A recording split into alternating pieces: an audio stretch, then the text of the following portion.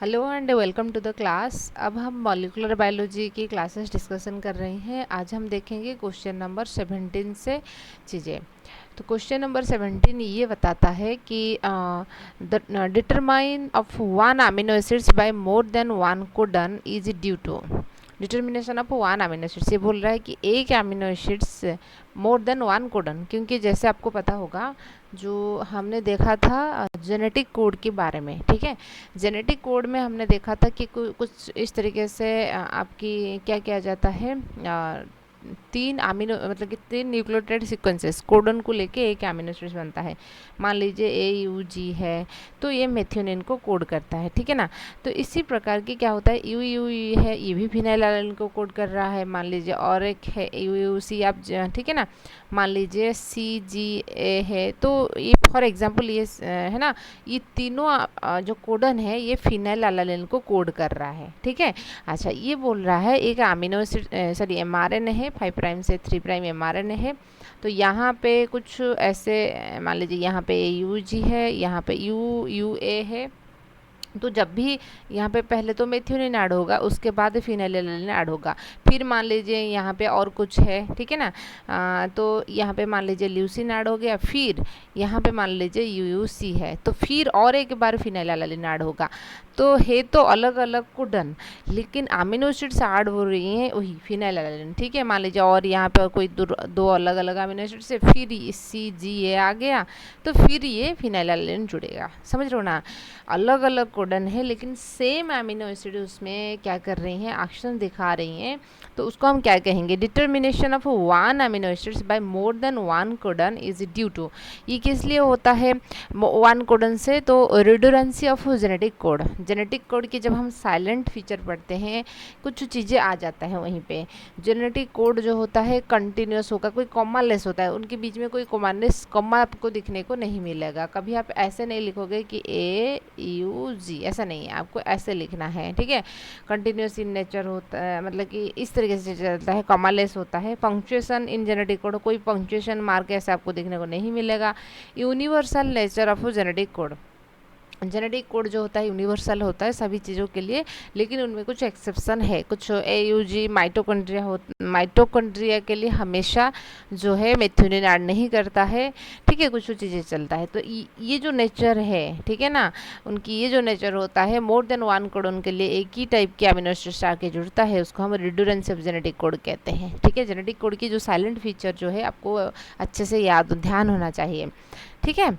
अच्छा, if nucleotide lacking a hydroxyl group at the 3 prime end end is added to PCR। कल हमने जो class किए थे, कल हम बिल्कुल बेसिक से क्लास कर रहे थे, ठीक है ना। स्ट्रक्चर क्या है न्यूक्लियोटाइड के, न्यूक्लियोटाइड के, ये सारे बात में हमने बात किए थे। तो देखिए वही उनकी एप्लीकेशन है।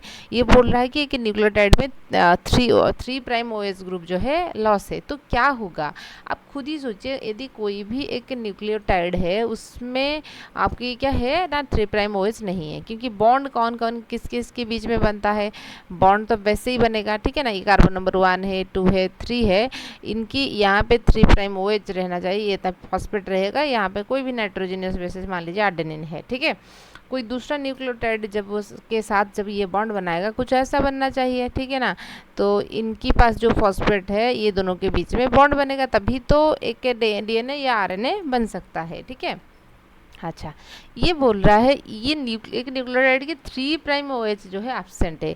क्या वो ठीक है ना, डाई फॉस्फोट है ना, डाई फॉस्फेट बॉन्ड बना पाएगा, ठीक है। तो DNA सिंथेसिस नहीं होगा यदि DNA, क्योंकि हम PCR की बात बोल रहे हैं, यहाँ पे PCR शायद लिखा है। क्वेश्चन देखिए, लिखा है कि if A nucleotide lacking a hydroxyl group at the 3 prime and, तो इसका मतलब है कि यहाँ पे जो 3 प्राइम एंड में जो OH ग्रुप था ये नहीं है टू PCR में। तो what would be the outcome, तो आउटकम क्या होगा, नो एडिशनल न्यूक्लियोटाइड, कोई अदर न्यूक्लियोटाइड ऐड नहीं होगा, क्योंकि यहाँ से तो बॉन्ड बनता है फॉस्फोडाइस्टर बॉन्ड, तो ये चीज़ तो सही है। Growing strand containing that nucleotide, ठीक है ना। तो जो ग्रोइंग स्ट्रैंड है जहाँ पे, तो उनमें यदि एब्सेंट इस तरीके के कोई न्यूक्लियोटाइड एक ऐड हो गया तो और न्यूक्लियोटाइड उसमें ऐड नहीं हो पाएगा क्योंकि बॉन्ड बनाने वाले नहीं है। Strand elongation proceed as normal, strand elongation ही नहीं हो पाएगा, ऐड तो नहीं होगा, एलोंगेट कैसे करेगा, लेंथ वाइज कैसे इंक्रीज करेगा। Nucleotides would only be added at the 5' end, नहीं 5' एंड में न्यूक्लियोटाइड ऐड नहीं होता है। टी एक्वाटिका, थर्मोस एक्वाटिकस जिसको हम कहते हैं डीएनए पॉलीमरेज वुड बी डीनेचुर्ड, नहीं थर्मोस एक्वाटिकस एक ऐसा डीएनए पॉलीमरेज होता है, जैसे आपको पता होगा डीएनए से डीएनए बनाने के लिए, मतलब कि रेप्लिकेशंस करने के लिए कुछ एंजाइम्स की ज़रूरत होता है, उनमें से एक होता है डीएनए पॉलीमरेज। ठीक है, डीएनए पॉलीमरेज 1 2 3 हमने देखा था प्रोकैरियोटिक के अंदर, डीएनए पर अल्फा है ना, एप्सिलॉन, ये सारे जो होते हैं ये आपकी यूकैरियोट्स के होते हैं। कुछ बैक्टीरिया ऐसे पाए जाते हैं जो कि हायर टेम्परेचर में भी एक्शंस कर पाते हैं, ठीक है ना। तो उनमें से एक आ जाएगा थर्मोस एक्वाटिकस, टैग पॉलीमरेज के नाम से भी हम जानते हैं थर्मोस एक्वाटिकस, जो कि लगभग 100 डिग्री सेंटीग्रेड में भी डीएनए पॉलीमरेशन कर पाएगा, मतलब डीएनए रेप्लिकेशन कर पाएगा। इनको हम क्यों चूज़ करते हैं, क्योंकि पीसीआर एक मशीन होता है, पॉलीमरेज चेन रिएक्शन, पीसीआर एक मशीन होता है जहाँ पे हम डीएनए की बहुत सारे कॉपी बनाते हैं, और यहाँ पे जो डीएनए स्ट्रैंड आप पहले लोगे, इस स्ट्रैंड को सेपरेट करने के लिए, अनविंड करने के लिए, डीनेचर करने के लिए आपको हायर टेम्परेचर की ज़रूरत होता है, क्योंकि बॉडी के अंदर तो हेलिकेज वगैरह होते हैं, उसको अलग अलग सेपरेट कर लेंगे, लेकिन यहाँ पे कोई ऐसा हेलिकेज नहीं है, हम सेल फ्री मीडियम में कर रहे हैं, हम लेबोरेटरी में कर रहे हैं, तो इसका मतलब है कि हम टेम्परेचर को ज़्यादा कर लेंगे तो उनके बीच में जो हाइड्रोजन बॉन्ड होता है वो आसानी से टूट जाएगा। तो टूटने के बाद, ठीक है ना, तो टेम्परेचर तो हाई है, तो इतना हायर टेम्परेचर में नॉर्मल डीएनए पॉलीमरेज को यदि आप डालोगे डीएनए पॉलीमरेज को, तो वो डीनेचर हो जाएगा, तो इसलिए हमने एक स्पेशल पॉलीमरेज उनमें ऐड करते हैं। क्लियर हुआ आपको? फिर क्वेश्चन देखेंगे, तो यहाँ पे क्या हो जाएगा आपकी, तो यहाँ पे नो एडिशन जो है ये सही आंसर रहेगा, क्योंकि और कोई मैच नहीं हो रहा है, ठीक है। तो उसके बाद हम देखेंगे SNP जो लिखा है, तो ये किसको डिनोट कर रहा है, ठीक है ना। SNP जो होता है सिंगल न्यूक्लियोटाइड पॉलीमॉर्फिज्म होता है। सो देखिए, थोड़ा हम बात कर लेंगे कि सिंगल न्यूक्लियोटाइड पॉलीमॉर्फिज्म क्या होता है। देखिए, हम सब ह्यूमन है, तो मतलब कि एक स्पेसीज की जब हम बात करेंगे, हमारे अंदर जो डीएनए जो कि किन के लिए होता है, प्रोटीन बनाने के लिए जो सेगमेंट्स होता है ये इक्वल होता है। जैसे मान लीजिए आपके अंदर इंसुलिन बनाने वाले जीन जैसे ही है, मेरी अंदर वैसे ही है, तो इसलिए तो बायोटेक्नोलॉजी की मदद से आज हम इंसुलिन बना पा रही हैं। आपने सुने होंगे जो टाइप 1 डायबिटीज़ लोग होते हैं, या जो इंसुलिन डिपेंडेंट डायबिटीज़ मेलिटस होते हैं, वो सुबह उठकर शाम को खुद ही ठुक लेते हैं इंजेक्शंस। देखा है आपने या नहीं तो सुना होगा। तो होता क्या है, मान लीजिए ये कि ह्यूमन डीएनए है, ठीक है, ह्यूमन डीएनए है, तो इस पर्टिकुलर पार्ट जो है इंसुलिन, इनमें इंसुलिन बनाने वाली जीन है, आपके अंदर जैसे है मेरे अंदर वैसे ही है। हमने इसलिए बायोटेक्नोलॉजी जो है ना वो चीज़ बताने के टाइम पे इंसुलिन की जो है ना वो आपको बताई थी कि जो कि अमीनो एसिड्स की होता है, ए चेन बी चेन, उसमें एक सी चेन होता है, कुछ इस तरीके से, तो वो चीज़ तो इक्वल है, ठीक है ना। इंसुलिन आपके लीवर में जो चीज़ें होता है, जो ठीक है ना सेल जीन्स होता है, सारे एक ह्यूमन के अंदर इक्वल होता है। फिर आप और मैं डिफरेंस हमारे अंदर क्या होगा, ठीक है। तो इसलिए जो जितने पोर्शंस हमारे कोडिंग जीन होता है दैट इज़ इक्वल। हमारे डीएनए के अंदर कुछ नॉन कोडिंग हिस्सा भी होता है, ठीक है। इस जो नॉन कोडिंग हिस्सा है, इस नॉन कोडिंग हिस्सा में कुछ रिपीटेटिव सीक्वेंसेस आपको देखने को मिलेगा, नॉन कोडिंग जीन, ठीक है ना। और याद रखिए, हमारे डीएनए के अंदर 99% ऐसे होता है कुछ भी चीज़ों के लिए कोड नहीं कर रहा है, सिर्फ 1% में, मतलब 1% ऑफ डीएनए में जो जीन रहता है वही कोड करता है कुछ ना कुछ कैरेक्टर्स को। मतलब कि 2.2 मीटर लेंथ की डीएनए है, उनमें से तो आपको बहुत लेस जो डीएनए रहेगा, मतलब कि एरिया रहेगा जहाँ पे कुछ कोडिंग के लिए। इसलिए तो आपने तो बार बार कुछ लोग होते हैं ना, मान लीजिए हड्डियाँ टूट गया, एक्सरे वगैरह कर लेते हैं, ठीक है ना।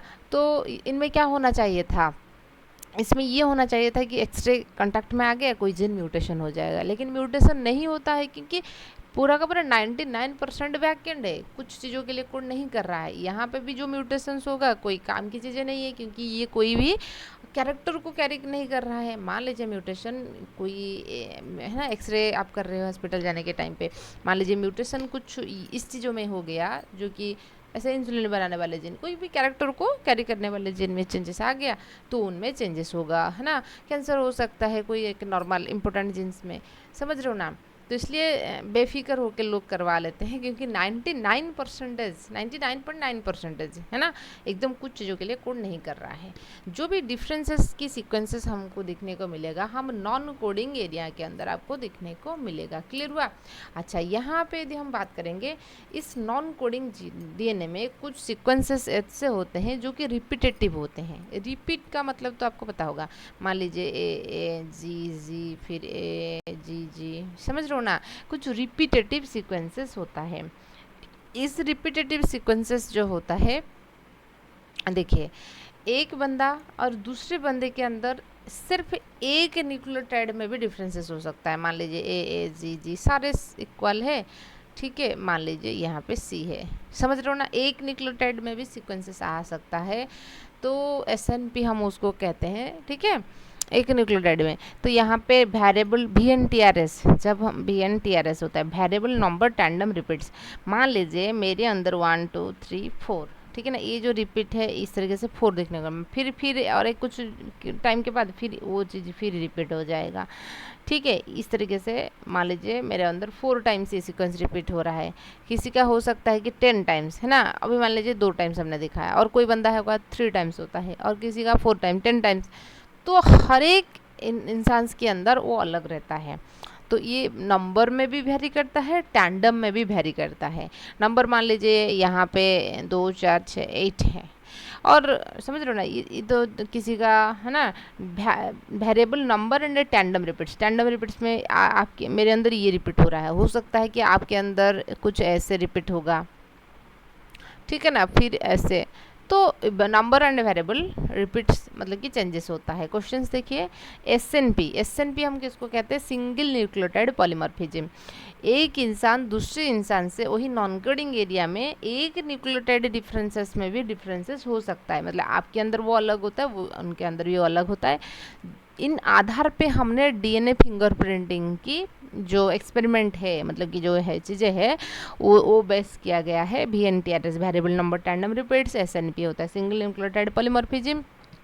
एक न्यूक्लियोटाइड में से ही एक बंदा और दूसरे बंदे के अंदर डिफरेंसेस आपको देखने को मिलेगा, ठीक है। अच्छा, सो ये गया तो इसके बाद हम देखेंगे single nucleotide, the process of transfer of genetic information from DNA to RNA।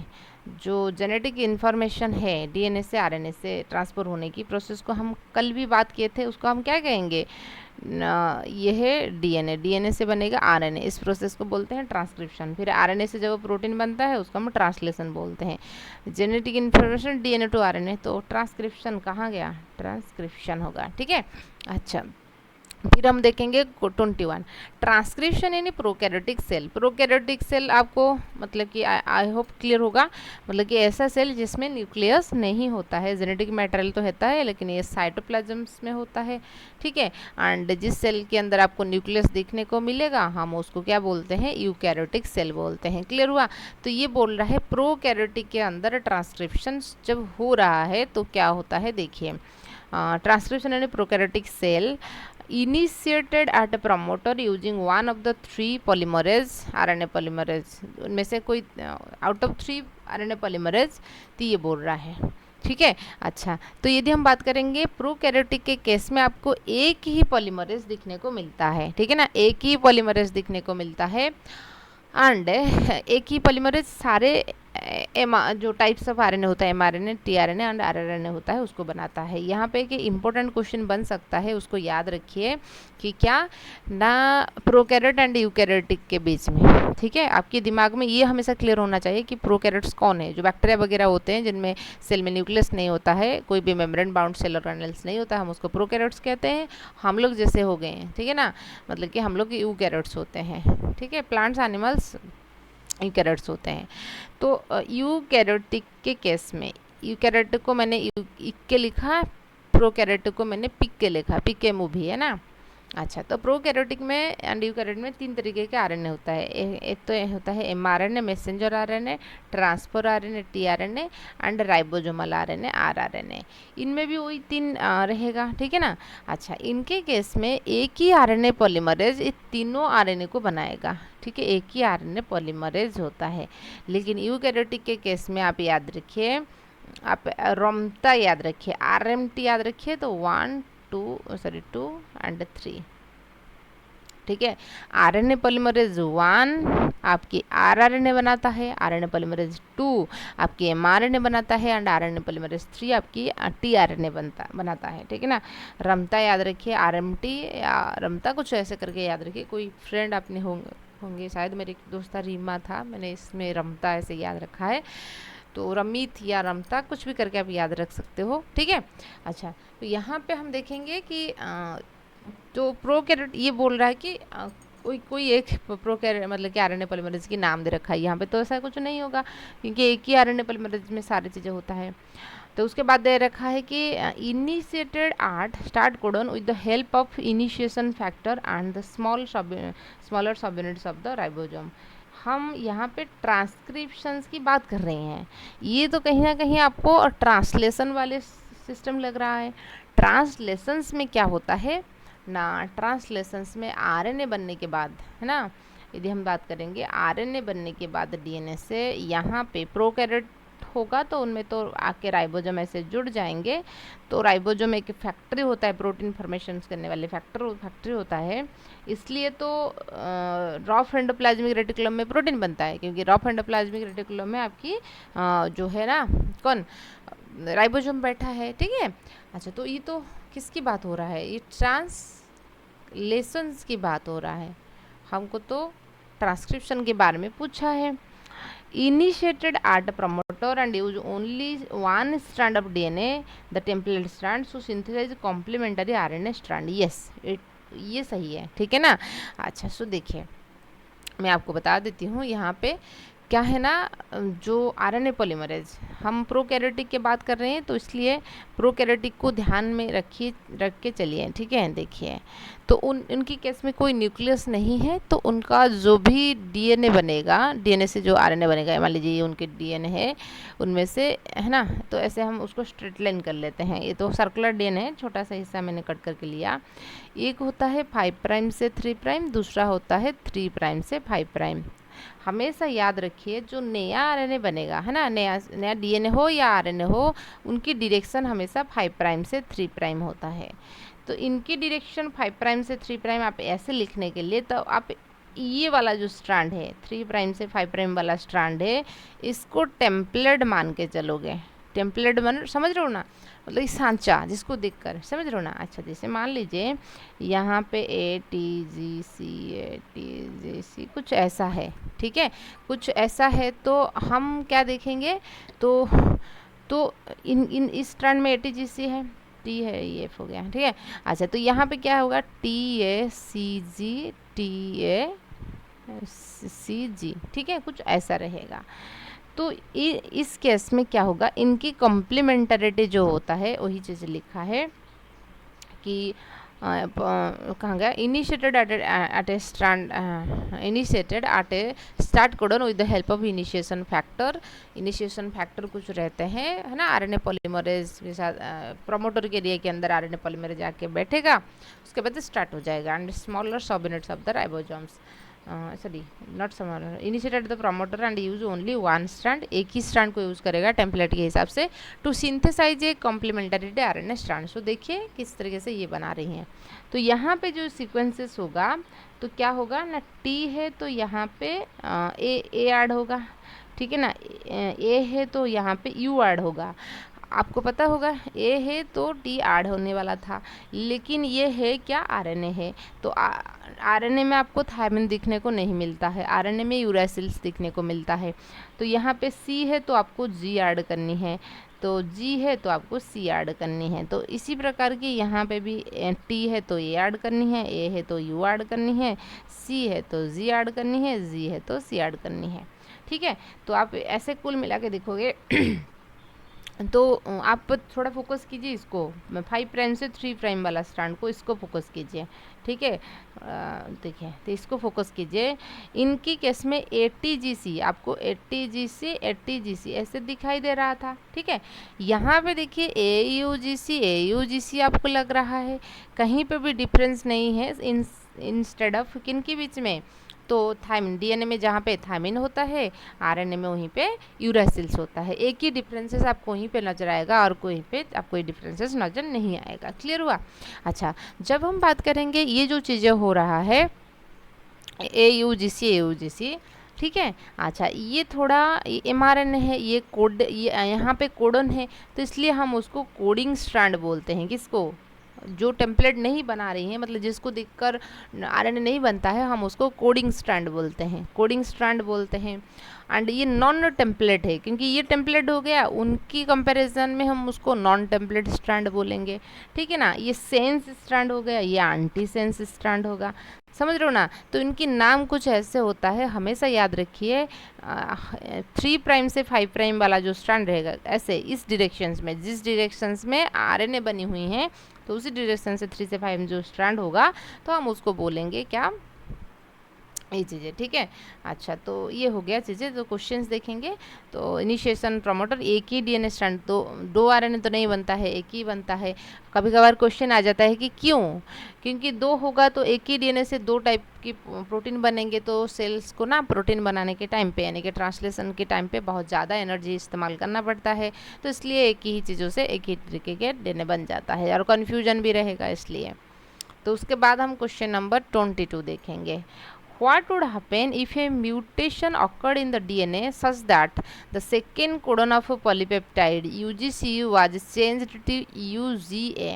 ठीक है, UGC जो होता है UAG को चेंज हो जाएगा, तो क्या होगा? तो ये बहुत इंपॉर्टेंट क्वेश्चन है, देखिए। Mutation occurred in the DNA such that second codon of a polypeptide UGC था। देखिए, तो हम देखेंगे सेकेंड कोडन जो है उनका चेंज हो गया। यहाँ पे आपको हमेशा जब भी इस तरीके से क्वेश्चन आएगा, आपके दिमाग के अंदर ये होना चाहिए कि कोडन, आपको जो जेनेटिक कोड की जो टेबल है याद रखनी नहीं है, आपको कुछ चीज़ें की ध्यान देनी है, वो है स्टॉप कोडन कौन कौन होते हैं, क्योंकि वहीं से क्वेश्चन आ जाता है, कुछ इस तरीके से घुमा फिरा के आपको पूछेगा तो प्रॉब्लम हो जाएगा। तो आपको हमेशा याद रखनी है 3 स्टॉप कोडन होता है, नंबर होता है, और उनकी सीक्वेंसेस क्या होता है, आपको मैंने समझाने के मतलब कि जो क्लासेस लेने के टाइम पे भी वो भी बताई थी कि आपको याद कैसे रखनी है। तो आपको UAG UGA, मेरे एक दोस्त थे, है ना, अनुषा करके, उन्होंने ऐसे मतलब कि ट्रिक है, वो है ना, UA उसको हुआ, उसको उग्गा ऐसे करके याद रखा था, हुआ उग्गा मतलब उग्गा, UGA ऐसे करके याद रखा था, हुआ उग्गा, ऐसे कुछ के सॉन्ग उस टाइम पे आया करता था, क्या उल्ला करके, ठीक है ना, उल्ला करके एक सॉन्ग आया करता था, हम जब पढ़ रहे थे तो उस टाइम पे हुआ, है ना, हुआ उगा, ऐसे UGA उगा करके याद रखा था। देखिए UGA जस्ट UAG, यहाँ पे ये अपोजिट हो गया, एक को याद रखिए, दूसरा आप खुद ही कर लोगे, क्योंकि कभी कभार ना तो ऐसे कंफ्यूज होने, मतलब कन्फ्यूजन से अवॉइड करने के लिए, तो इस तरीके से आप याद कर सकते हो। तो ये स्टॉप कोडन होता है अकर अपलंबर, कुछ ऐसे। तो क्वेश्चन में दे रखा है कि हाँ, उनकी जो सेकेंड कोडन था, थोड़ा हम देख लेंगे क्या था। Second codon of polypeptide UGC, second UGC UAG को कन्वर्ट हो गया, UGC UAG को कन्वर्ट हो गया सेकेंड। मान लीजिए यहाँ पे मेथियोनिन है, पहला कोडन तो मेथियोनिन होता है, तो एक था यहाँ पे UGC था, फिर मान लीजिए और कुछ कोडन्स रहेगा, मान लीजिए CC है या AGC, कुछ ऐसे रहेगा, ऐसे चलता चला जाएगा। तो ये एक mRNA बनने, मतलब कि प्रोटीन बनना था, लेकिन अब क्या होगा, UAG ऐड हो गया, तो यहीं पे प्रोटीन सिंथेसिस बॉन्ड स्टॉप हो जाएगा, क्योंकि आपको ऐसा ही क्या मिलेगा, एक ही अमीनो एसिड्स वाला, एक ही अमीनो एसिड्स मिलेगा, क्योंकि पहला अमीनो एसिड से कोई दिक्कत नहीं है, यहाँ पे UAG आ गया, एंड UAG एक स्टॉप कोडन होता है, तो प्रोटीन सिंथेसिस वहीं पे स्टॉप हो जाएगा। तो क्वेश्चंस देखिए, what would happen if a mutation occurred in the DNA such that the second codon of a polypeptide, जिस वजह से पॉलीपेप्टाइड के सेकेंड कोडन में UGC was changed into the USG, तो नथिंग है ना, ये दे रहा है कि कुछ भी नहीं होगा, ribosome would skip that codon, ऐसा तो नहीं हो सकता है। Translation would continue but reading frame of the ribosome would be shifted. Translation कैसे कंटिन्यू होगा, यहाँ पे यूएसजी तो आ गया, ये स्टॉप कोडन है, ठीक है। फिर दे रखा है कि फिर उसके बाद रखा है कि translation would stop at the second codon and no functional protein will be made, क्योंकि एक ही अमीनो एसिड्स बनेगा, दैट इज द मेथियोनिन। यहाँ पे कोई प्रोटीन कैसे बनेगा, सेकेंड तो है ना। अच्छा, तो ये हो सकता है। ट्रांसलेशन वुड कंटिन्यू कभी भी नहीं हो पाएगा क्योंकि स्टॉप कोडन है। समझ में आया। अच्छा, तो फिर हम क्वेश्चन नंबर 23 देखेंगे। ये functional piece of mRNA has 66 codon. ऐसा कि एमआरएनए है जिसमें 66 कोडन है। What is the maximum number of amino acids that could be present in the protein coded by this mRNA. तो मैक्सिमम कितने नंबर की मतलब कि हो पाएगा, ठीक है ना। 66 कोडन होता है, तो 23 में देखेंगे कितना मैक्सिमम कितना हो सकता है। देखिए, जब 66 कोडन रहता है, मैक्सिमम कितना amino acids, maximum number of amino acids, कितना मैक्सिमम अमीनो एसिड जुड़ सकता है। तो आप देखिए 66 है, ठीक है। मान लीजिए एक कोडन, हम इसको एक कोडन बोलते हैं, ये सेकेंड कोडन है, थर्ड कोडन है, मतलब कि 3 न्यूक्लियोटाइड में एक कोडन होता है। तो मान लीजिए यहाँ पे ऐसे हुआ, तो ये जो लास्ट वाला कोडन रहेगा, यहाँ पे मान के चलते हैं, लास्ट कोडन हमेशा स्टॉप कोडन होता है, वहीं पे स्टॉप हो जाएगा। समझ रहे हो ना। तो 66 दे रखा है, इसका मतलब है कि 65 अमीनो एसिड्स ऐड होंगे, ठीक है ना। लास्ट में मतलब कि स्टॉप कोडन हम जिसको बोलते हैं, उनमें कुछ मतलब कि कुछ भी नहीं है। स्टॉप कोडन जिसको हम बोलते हैं, that will not code for any amino acids, वो कोई अमीनो एसिड्स के लिए कोड नहीं करता है, इसलिए जो है ना ट्रांसलेशन वहीं पे रुक जाता है। तो टोटल 66 कोडन है, तो इसका मतलब है कि 65 अमीनो एसिड्स बनेगा। जो लास्ट कोडन होता है that is the stop codon होता है, इसलिए तो 65 अमीनो एसिड्स बनेगा। क्लियर हुआ। तो लास्ट जो नहीं है, कोडन दे रखा है, न्यूक्लियोटाइड नहीं दे रखा है। आप 66 से फिर 3 में डिवाइड करोगे, ऐसा नहीं है, ठीक है। हम क्वेश्चन नंबर 24 देखेंगे। Termination of a polypeptide chain is brought about. कब ट्रांसलेशन स्टॉप हो जाता है, कब, जब स्टॉप कोडन आएगा। उनमें से इस सीक्वेंसेस में आप याद रखिए कि कौन से स्टॉप कोडन है। UUG ऐसा तो नहीं है ना, UAG है, ये सही है, ये GC भी नहीं है। अच्छा, हुआ होगा आ गया, UA, UG है, UAG, ये तो B होगा आंसर। अभी यहाँ पे देखिए ना, वहाँ पे कहीं पे UA नहीं है, यहाँ पे भी नहीं है, तो ऑप्शन नंबर B यहाँ पे आंसर होगा। आई होप आपको क्लियर होगा कि क्या मैं बोलने की कोशिश कर रहे थे, स्टॉप कोडन कौन है। फिर उसके दे रखा है कि nucleotide arrangement in DNA can be seen. तो न्यूक्लियोटाइड जो डीएनए में अरेंज हुआ है उसको हम कैसे देखेंगे, एक्सरे क्रिस्टलोग्राफी है ना, एक्सरे रेडिएशंस की मदद से हम देखेंगे कि एक न्यूक्लियोटाइड के बाद मतलब कि एडेनिन है, उसके बाद थायमिन है, फिर साइटोसिन, ग्वानिन, कुछ ऐसे है, किस तरीके से अरेंज हुआ है, एक्सरे डिफ्रैक्शंस या एक्सरे क्रिस्टलोग्राफी के अंदर हम देख सकते हैं। फिर हम देखेंगे क्वेश्चन नंबर 26 में दे रखा है कि the primary function of DNA polymerase is to. DNA polymerase की प्राइमरी फंक्शंस क्या होता है, डीएनए से डीएनए बनाना। Add nucleotide to the growing daughter strand, obviously जो नया डीएनए स्ट्रैंड बन रहा है उसमें करेगा। फिर हम देख लेंगे और क्या है। Seal nicks along the sugar phosphate backbone of the daughter strand. ये बोल रहा है सुगर एंड फॉस्फेट के बीच में मान लीजिए कहीं पे कट हुआ, ठीक है ना, कट हुआ मॉलिक्यूलर सीजर की वजह से, उसको करेगा, सील करेगा नहीं। Unwind the parent double strand, ये तो हेलिकेज को काम होता है। Prevent reassociation of the denature parents of DNA.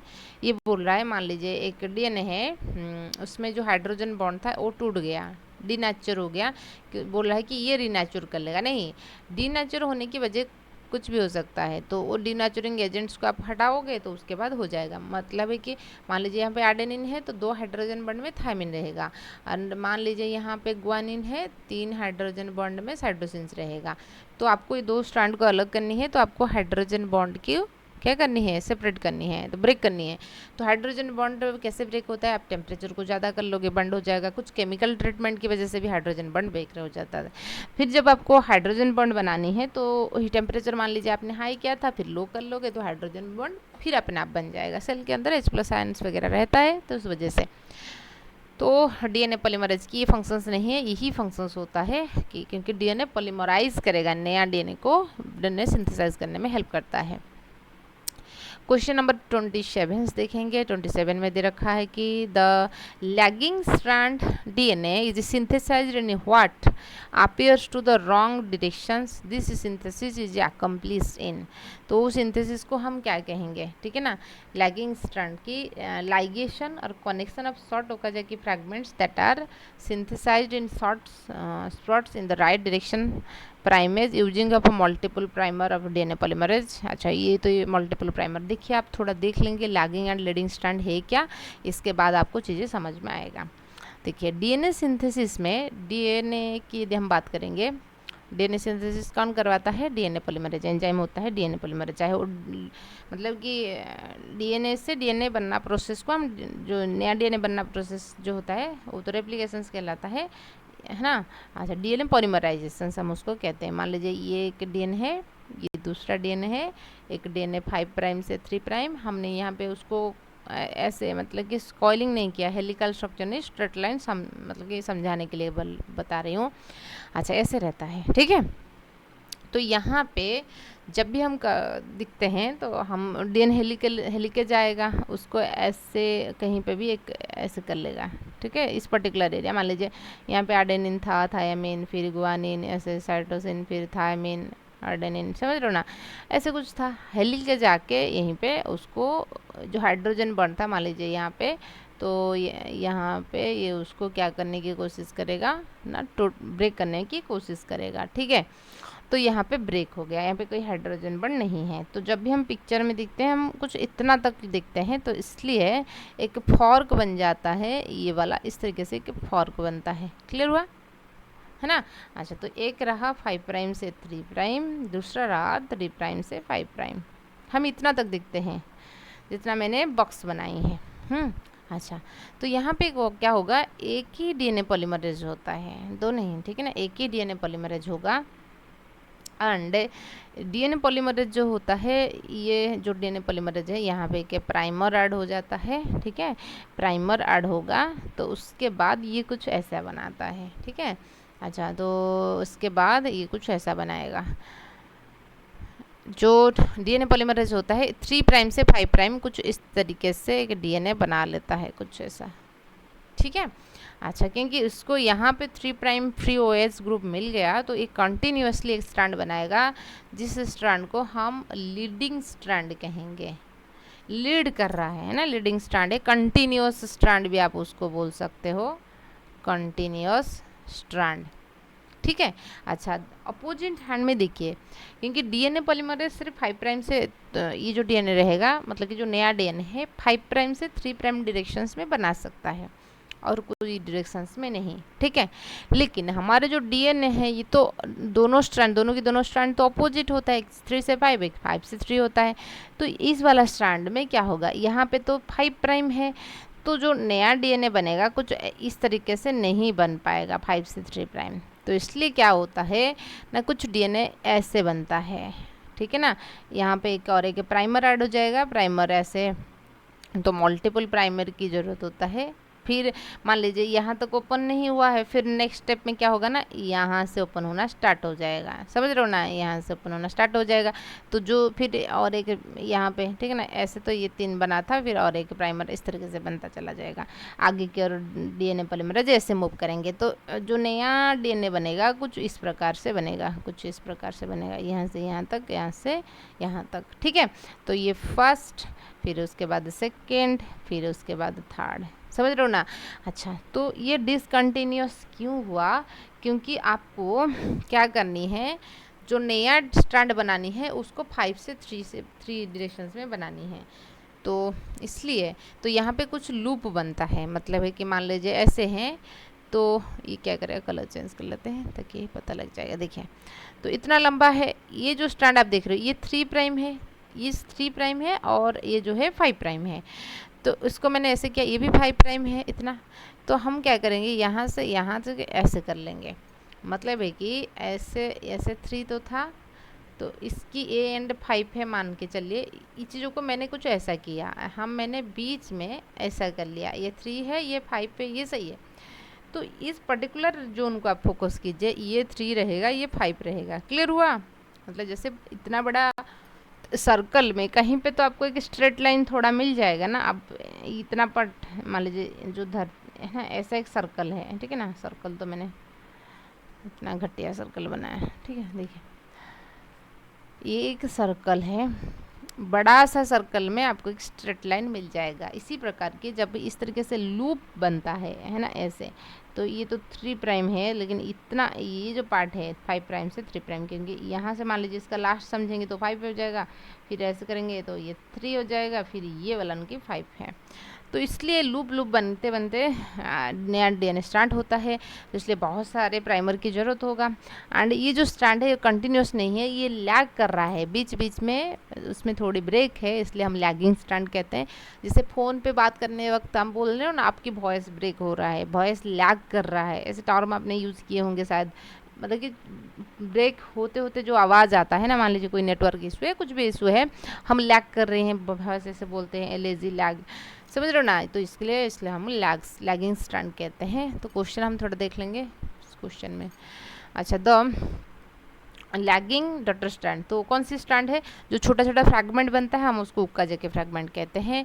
Synthesized in what appear to be wrong direction, this synthesis is accomplished by.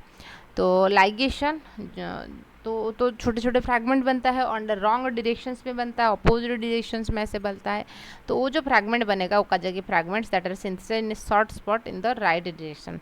तो पूरा का पूरा स्ट्रैंड को आप फोकस करोगे तो रॉन्ग डायरेक्शन में बन रहा है, लेकिन जो छोटे छोटे फ्रैगमेंट है वो सही डायरेक्शंस में बनता है। तो यूज़ मल्टीपल प्राइमर भी यूज़ करते हैं। तो ऑप्शन नंबर डी यहाँ पे आंसर हो जाएगा, क्योंकि ये प्राइमेज नहीं है, तो ये इस तरीके से है ना। अच्छा, तो RNA primers are necessarily in DNA synthesis. RNA primer की रिक्वायरमेंट क्यों होता है? क्योंकि DNA polymerase only add an existing strand of nucleotide.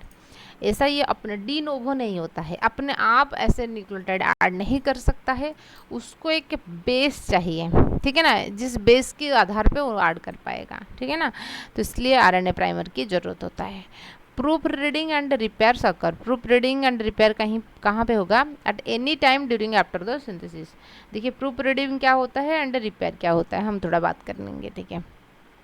देखिए जैसे मान लीजिए इस तरीके से नया स्ट्रैंड बन रहा है, ठीक है ना, डीएनए आरएनए पॉलीमरेज जैसे आगे की ओर मूव करते हैं, नया स्ट्रैंड बन रहा है। तो यहाँ से मान लीजिए यहाँ से स्ट्रैंड बना, यहाँ पे एडेनिन था तो यहाँ पे थायमिन ऐड करना था, ठीक है ना। लेकिन एडेनिन के प्लेस में यहाँ पे गुआनिन ऐड हो गया, फिर डीएनए पॉलीमरेज यहाँ मूव कर गया, फिर उनको महसूस हुआ कि यहाँ पे कुछ गलती हुआ है, थायमिन ना जुड़ा के हम गुआनिन जुड़ाया है, तो इसलिए ये क्या करेगा, ये ऐसे वापस लौटेगा, ठीक है ना। इस 5 प्राइम से 3 प्राइम डायरेक्शन में मूव कर रहा था, फिर 3 से 5 डायरेक्शन में वापस लौटेगा। जैसे मान लीजिए आप स्कूटी में बाइक में जा रहे हो, कोई चीज़ गिर गया, फिर आप क्या करोगे, वापस आके लेके जाओगे, तो ये चीज़ें। तो आगे की ओर मूव कर रहा था, लेकिन वो फिर बैकवर्ड मूव किया, फिर वो चीज़ों को सही करेगा। बल्कि थायमिन के प्लेस में गुआनिन लगा था, तो गुआनिन को रिमूव करके उन्होंने थायमिन को ऐड करेगा, तो सही हो जाएगा, फिर आगे चलेगा, फिर आगे मूव करेगा। तो वो चीज़ों को हम बोलते हैं प्रूफ रीडिंग बोलते हैं। और एक चीज़ आता है रिपेयर किस चीज़ को किया जाता है? कोई चीज़ है आपके पास प्रेजेंट है और उनमें वो टूट गया, उसके बाद हम रिपेयर करते हैं ना। जैसे व्हीकल है, कार, बाइक वगैरह, कुछ ब्रेक हो गया, फिर हम उसको रिपेयर करने के लिए ले जाते हैं गैरेज को। तो इसी प्रकार के डीएनए बनने के बाद इनमें मान लीजिए कोई ब्रेक हो गया, डबल स्ट्रैंड ब्रेक हुआ है, सिंगल स्ट्रैंड ब्रेक हुआ, कुछ भी चीज़ें हुआ, तो उसके बाद उसको रिपेयर किया जाता है। रिपेयर मैकेनिज्म्स होता है, और डीएनए रेप्लिकेशंस नहीं है, ये रिपेयर मैकेनिज्म होता है। लेकिन प्रूफ रीडिंग जो है डीएनए रेप्लिकेशंस के दौरान हो रहा है, ठीक है। तो वही चीज़ है, क्या रखा है कि हाँ कहाँ गया, proofreading and repair occurs in, जो है कि DNA polymerase can only add to existing, sorry कहाँ गया, एट एनी टाइम ड्यूरिंग और आफ्टर।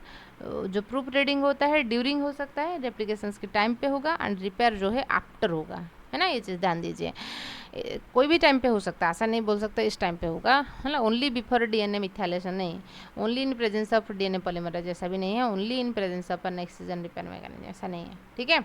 अच्छा, डीएनए रेप्लिकेशन इज एन ये क्या होता है, DNA replication is an dash process and energy. अच्छा, डीएनए रेप्लिकेशन जो होता है ये कौन सी वाला प्रोसेस होता है, सेल के अंदर हो रहा है, एंडरगोनिक प्रोसेस होता है। तो यहाँ पे कहीं पे भी आपको ATP does not required process and does not required, does required है, क्योंकि हेलिकेज जो होता है ना, हेलिकेज जब ब्रेक करता है वहाँ पे एटीपी रिक्वायर्ड होता है, हेलिकेज रिक्वायर्ड करेगा, डज नॉट नहीं, डज रिक्वायर्ड एनर्जी होगा, यहाँ पे भी एटीपी की इस्तेमाल होता है। ठीक है, हेलिकेज जो है ना वही एटीपी की इस्तेमाल करवाता है। 31 देखेंगे, इन्फॉर्मेशन फ्लो फ्रो सेंट्रल डोगमा। ये तो एक बार क्वेश्चन आ चुका है। सेंट्रल डोगमा में हम डीएनए से आरएनए बनता है, आरएनए से प्रोटीन बनता है। तो इस टाइप की जो है ना, डीएनए से आरएनए, आरएनए से प्रोटीन बनता है, DNA RNA protein, DNA RNA protein. Option number B दे रखा है, DNA RNA protein, DNA RNA proteins. तो ये दो ऑप्शन में है, तो बी या डी या जो भी लगा सकते हो, लेकिन आपके दिमाग में ये रहना चाहिए पहले डीएनए, डीएनए से आरएनए बनता है एंड आरएनए से प्रोटीन बनता है। तो आप ऐसे मान के चलिए, तो बॉस जो है, बॉस है आपका डीएनए एंड मैनेजर रहेगा आरएनए रहेगा, वर्कर्स जो होते हैं प्रोटीन, मतलब जो काम करते हैं वो प्रोटीन होते हैं। ठीक है, तो ये रहा आज के लिए ही। हाँ, तो फिर नेक्स्ट क्लास में हम देखेंगे। तो तब तक के लिए thank you and stay tune. Channel पर नया है तो चैनल को सब्सक्राइब कर लीजिए, लाइक शेयर कर लीजिए ज़रूर। ठीक है, थैंक यू।